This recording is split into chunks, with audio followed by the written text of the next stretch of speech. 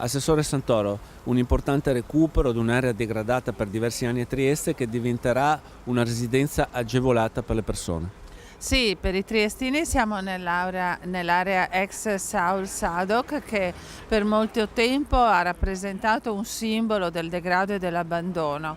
Oggi rinasce per dare la possibilità di abitare a quei cittadini che sono tra virgolette troppo ricchi per stare nelle case ATER ma che sono sofferenti nel mercato privato. Il cosiddetto housing sociale che viene incontro ad un'esigenza abitativa importante e che vedrà la proposizione di alloggi di differente taglio proprio qui in un quartiere così importante della città.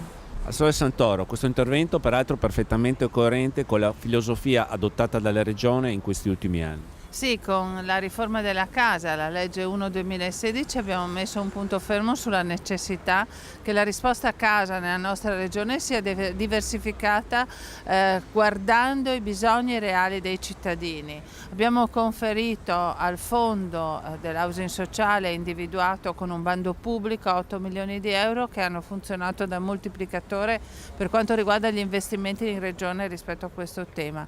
Con la collaborazione della Cassa Depositi e Prestiti, gli interventi in corso sono circa 720 alloggi in tutta la nostra regione. Un intervento assolutamente importante che si inserisce in modo coerente con il resto degli interventi, sia sulle case ATER che sulle prime case che sul recupero degli edifici esistenti. Un ventaglio di iniziative che mettono comunque la casa e il cittadino al primo posto.